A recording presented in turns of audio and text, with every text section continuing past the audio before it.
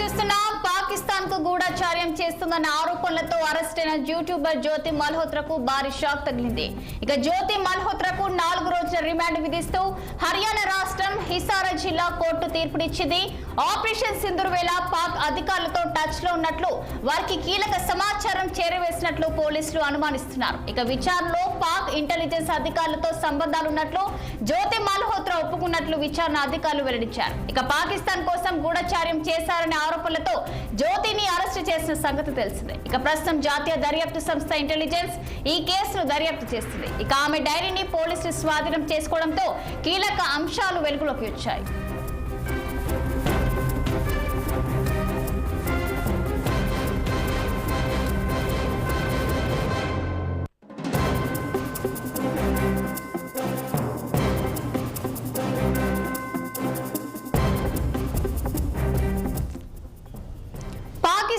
గూఢచార్యం చేస్తుందన్న ఆరోపణలతో అరెస్ట్ అయిన యూట్యూబర్ జ్యోతి మల్హోత్రాకు భారీ షాక్ తగిలింది. జ్యోతి మల్హోత్రాకు 4 రోజుల రిమాండ్ విధిస్తూ హర్యానా రాష్ట్రం హిసార్ జిల్లా కోర్టు తీర్పునిచ్చింది. ఇక ఆపరేషన్ సింధూర్ వేళ పాక్ అధికారులతో టచ్ లో ఉన్నట్లు, వారికి కీలక సమాచారం చేరవేసినట్లు పోలీసులు అనుమానిస్తున్నారు. ఇక విచారణలో పాక్ ఇంటెలిజెన్స్ అధికారులతో సంబంధాలున్నట్లు జ్యోతి మల్హోత్రా ఒప్పుకున్నట్లు కూడా విచారణ అధికారులు వెల్లడించారు. ఇక పాకిస్తాన్ కోసం గూఢచార్యం చేశారన్న ఆరోపణలతో జ్యోతిని అరెస్టు చేసిన సంగతి తెలిసిందే. మన ప్రస్తుతం జాతీయ దర్యాప్తు సంస్థ ఇంటెలిజెన్స్ ఈ కేసును దర్యాప్తు చేస్తుంది. ఇక ఆమె డైరీని పోలీసులు స్వాధీనం చేసుకోవడంతో కీలక అంశాలు వెలుగులోకి వచ్చాయి. ఇక ఇదే అంశంపై మరింత సమాచారం మా ఢిల్లీ ప్రతినిధి అశోక్ ఫోన్ లైన్ లో అందించేందుకు సిద్ధంగా ఉన్నారు. చెప్పండి అశోక్.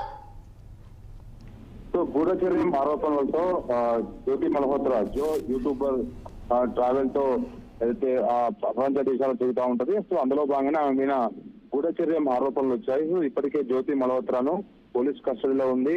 సో ఈ మేరకు హర్యానా కోర్టు ఆమెకు 4 రోజుల పోలీస్ కస్టడీ కూడా విధించింది. సో ఆమెను గత 2-3 రోజులుగా ఎన్ఐఏ అధికారులు ఇంటరాగేషన్ చేశారు. ఈ సందర్భంగా కీలక విషయాలు వెలుగులోకి వచ్చాయి. ఆమె పాకిస్తాన్ లోని చాలా మంది ఐఎస్ఐఎస్ ఏజెంట్లకు కానీ ఇతర పాకిస్తాన్ సంబంధించిన ఆర్మీ అధికారులతో సంబంధాలు ఉన్నాయి. సో ఏదైతే కీలకమైన సున్నితమైన సమాచారాన్ని పాకిస్తాన్ కి చేరవేస్తున్నట్లు ఆమె మీద ఆరోపణలు ఉన్నాయి. అందుకు సంబంధించి ఆమె ఒప్పుకున్నట్టుగా తెలుస్తుంది. సో గత 3 నెలల క్రితం ఆమె పాకిస్తాన్ కూడా పర్యటించింది. ఆ సందర్భంగా పాకిస్తాన్ లోని లాహోర్, ఇస్లామాబాద్, కరాచీ లాంటి ప్రధాన పట్టణాల్లో తిరిగి అక్కడ వీడియోలు కూడా అప్లోడ్ చేయడం జరిగింది. ఈ సందర్భంగా ఆమె కొన్ని కోడ్ లాంగ్వేజ్ల ద్వారా సిగ్నల్ యాప్, వాట్సాప్, ఇతర సోషల్ మీడియా మాధ్యమాల ద్వారా ఎప్పటికప్పుడు సమాచారం అందిస్తున్నట్టు తెలుస్తుంది. సో రెండు మొబైల్స్ వాడుతోంది. అదేవిధంగా 4 బ్యాంక్ ఖాతాలు ఉన్నాయి ఆమెకు. దుబాయ్ నుంచి ఆమెకు డబ్బులు ఖాతాలో పడుతున్నట్టు తెలుస్తోంది. సో ఆమె కావాలనే ఈ గూఢచర్యానికి పాల్పడడం తెలుస్తుంది. హైదరాబాద్ అయితే ఢిల్లీలోనే హైకమిషన్ లోనే ఒక ఉన్నతాధికారితో కూడా ఆమెకు సంబంధాలు ఉన్నట్లు ఉన్నాయి. సో గతంలో ఆయన ఇచ్చిన విందుకు కూడా ఆమె హాజరయ్యారు.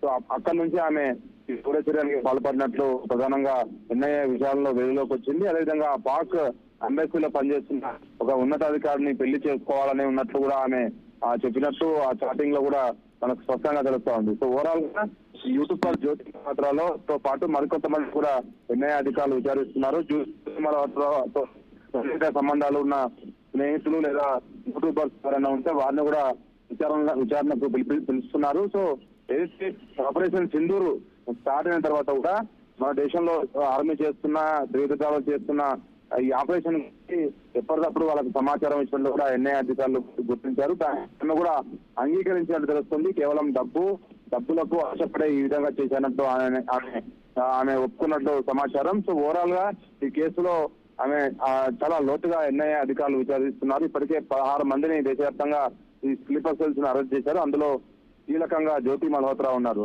సో యూట్యూబ్ ఛానల్ పెట్టి ఆమె ప్రపంచ దేశాలు లేకపోతే దేశంలో ఉన్న వివిధ ప్రాంతాలు తిరిగి యూట్యూబ్ లో అప్లోడ్ చేయడము, సో దాని ద్వారా ఆమె సంపాదిస్తుంది. కానీ గతంలో పాకిస్తాన్ కి వెళ్లే సందర్భంగా హైకమిషన్ ఢిల్లీలోని పాకిస్తాన్ సంబంధించిన హైకమిషన్ లో పని మీద వెళ్తే అక్కడ ఉన్న ఉన్నతాధికారులతో పరిచయాలు ఏర్పడడం, దాని నుంచి అలా వాళ్ళు ఆమెను ట్రాక్ చేసి మొత్తం పాకిస్తాన్ కి వెళ్లే సందర్భంగా అక్కడ విలాసవంతమైన భవనాలలో అకామిడేషన్, లగ్జరీ కార్స్, అదేవిధంగా 5 స్టార్ హోటల్స్ లో ఇవ్వడము, సో ఆమెకు విందులు ఇవ్వడము. సో ఇవన్నీ ఇచ్చిన తర్వాత ఆమెను మెల్లమెల్లగా ఈ విధంగా ట్రాక్ చేసి విధంగా స్లీపర్ సెల్స్ లాగా ఆమెను వాడుకున్నారు. సో చాలా వరకు సమాచారం ఇచ్చినట్టు తెలుస్తుంది. సో 4 రోజుల కస్టడీ ఇచ్చారు కాబట్టి మరి ఏ విధంగా ఆమె ఏ విధంగా మళ్ళీ విచారణకు సహకరిస్తారని మనం వేచి చూడాల్సిన అవసరం ఉంది. సో ఈమెతో పాటు ఇంకా దాదాపు 10-15 మంది ఆమెకు సన్నిహితంగా ఉన్న ఇతర సన్నిహితులకు కూడా నోటీసులు జారీ చేశారు ఎన్ఐ అధికారులు. Okay, thank you Ashok.